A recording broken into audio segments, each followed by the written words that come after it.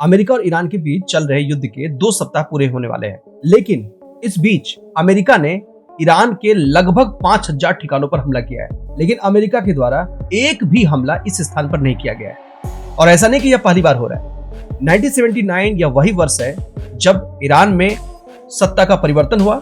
Iran के Shah regime के स्थान पर इस्लामिक सरकार आई जो अभी है, और इस दौरान अमेरिका के राष्ट्रपति जिमी कार्टर ने ईरान पर इकोनॉमिक सैंक्शन तो लगाया, लेकिन इस स्थान पर कोई हमला नहीं किया। इतना ही नहीं, ईरान और इराक के बीच में युद्ध चल रहा था और ईरान के द्वारा ऑयल टैंकर को रोका जा रहा था। इस दौरान भी अमेरिका ने टारगेट किया केवल ईरान के शिप को और उसके मिसाइल साइट को, ताकि जो ऑयल टैंकर है उसको सेफ पैसेज मिल सके।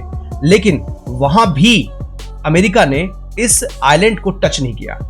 उस आइलैंड का नाम है खर्ग आइलैंड, जैसा कि आप यहां पर देख रहे हैं। इसका इंपॉर्टेंस क्या है? तो यह ईरान का स्ट्रेटेजिक ऑयल टर्मिनल है, जिसे एस्टैब्लिश किया था अमेरिका की कंपनी अमोको ने। लेकिन 1979 में ईरान में रिवॉल्यूशन के बाद ईरान में इस्लामिक रेजिम होने पर इस पूरे एरिया को अमोको से छीन लिया गया। इसका इंपॉर्टेंस इतना है कि ईरान के Ahvaz oil field pipeline, maroon oil field pipeline और गदसरन ऑयल फील्ड पाइपलाइन से जो तेल या जो क्रूड ऑयल निकलता है वो पहुंचता है इस खर्ग आइलैंड में। तो यहाँ पर 90% जो ईरान का क्रूड ऑयल एक्सपोर्ट है तो इस खर्ग आइलैंड से हैंडल होता है।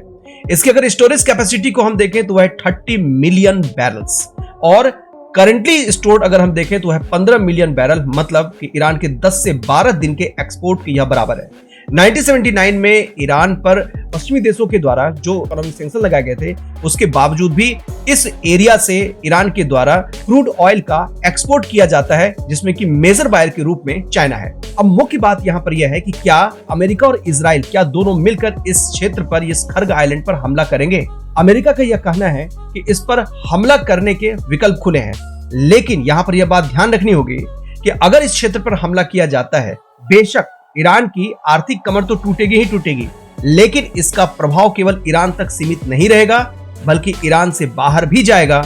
मतलब कि वैश्विक स्तर पर इसका प्रभाव देखा जाएगा। हमने यहाँ पर यह देखा कि जो क्रूड ऑयल का प्राइस है वह पहुंच गया $100 पर बैरल। IRGC मतलब ईरानियन रिवॉल्यूशनरी गार्ड कॉर्प्स, इसका यह कहना है कि अगर यह युद्ध और चलता है और लंबा खिंचता है तो फिर क्रूड ऑयल का प्राइस $200 पर बैरल जा सकता है।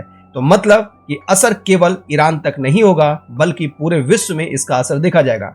ईरान के अगर हम ऑयल फैक्ट को देखें तो यह ओपेक देशों में 3rd लार्जेस्ट प्रोड्यूसर है, और ग्लोबल ऑयल सप्लाई में इसका कंट्रीब्यूशन है 4.5%।